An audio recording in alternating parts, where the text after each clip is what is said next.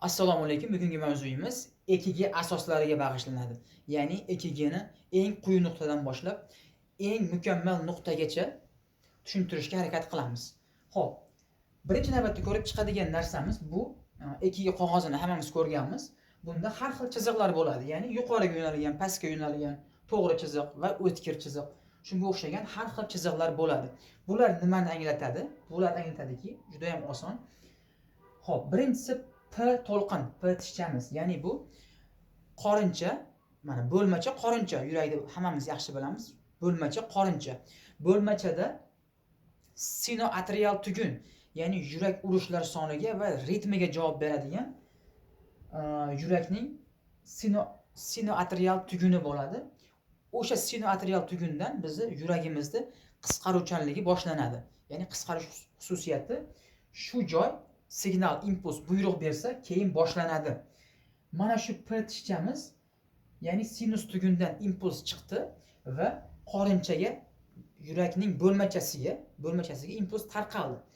O'sha narsani yozib oladi. Ya'ni bu P tishcha bo'lmacha haqida ma'lumot beradi.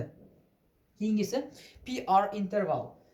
Ya'ni bu PR interval bo'lmachadan impulslar qorincha tomonga o'tish uchun AV tugunidan, ya'ni yurakning ikkinchi yurak urishlari soni va ritmni boshqaruvchi ikkinchi markazdan o'tishligi kerak. Mana shu markazni ishga tayyorligi, ya'ni sinus tugunidan impulslarni AV tugunga yig'adi va ishga tayyor bo'lganda o'tkazib beradi, qorinchaga o'tkazib berish vazifasini bajaradi. Mana shu jarayon, ya'ni AV tugunining holatini bizga PR interval belgilab beradi. Keyingisi, xuddi o'sha AV tugunda impulslar yig'ildi va qorinchaga impulslarni o'tkazib berish kerak. Ya'ni bu tok, elektr o'tkazuvchanligi, yurakning ichki va tashqi elektr o'tkazuvchanligi bor. Ana shu elektr o'tkazuvchanligini qorincha tomon o'tkazib berish kerak AV tugun. Endi hop, QRS tishchasi, ya'ni o'tkir tishcha, bu o'sha AV tugundan o'tgan impulslar qorinchaga o'tadi va qorinchani elektr o'tkazuvchanligini belgilab beradi. QRS tishchasi qorincha o'tkazuvchanligini, qorinchaning qisqaruvchanligini desa ham bo'ladi, ya'ni elektr o'tkazuvchanligini belgilab beradi. Keyingisi ST segment. Mana impulslar sinus tuguni orqali bo'lmachalardan o'tdi. PR interval, ya'ni AV tugundan ham o'tdi. Qorinchalardan ham o'tib, deyarli yurakning hamma hujayralari qisqardi. Qisqargandan keyin hali bo'shashgani yo'q. Elektr impulslari muvozanatda turgan holat. Ya'ni endi bo'shashish boshlanishgacha bo'lgan vaqt bizda ST segmentni belgilab beradi. ST segment, ya'ni izoliniya deyiladi. Hamma ionlar, ya'ni kationlar, anionlar muvozanatda turgan vaqt, hech qanaqa harakat bo'lmagan vaqtda bizda ST segment o'sha narsani belgilab beradi. Keyingisi T tishcha. T tishcha bu ya'ni anionlar, kationlar, ionlar, ya'ni elektr ionlar o'z holatiga qaytish kerak. Bir marta qisqargandan keyin ion almashinuvi bo'ladi hujayrada. Ya'ni kalsiy kiradi, vodorod chiqadi, har xil ionlar almashinuvi bo'ladi. O'sha ionlar yana qaytib joyiga chiqishlik kerak. Keyingi qisqaruvchanlikka tayyorgarlik ko'rish kerak. O'sha holat bizga T tishchani namoyon qilib beradi. Bular nimaga tushuntiryapman? Quyida bularning har biriga bafurja to'xtalib o'tamiz. Xo'p, endi EKG apparati u qanday yozib oladi, uni ishlash qanday mexanizmi, o'sha haqida ham bilish muhim ahamiyatga ega. O'zi mana EKG apparatini 12 ta tarmog'i bor. 12 ta tarmoq bizga hammasi birgalikda yurakning ma'lum qismida ma'lum o'zgarish bo'lganligini anglatadi.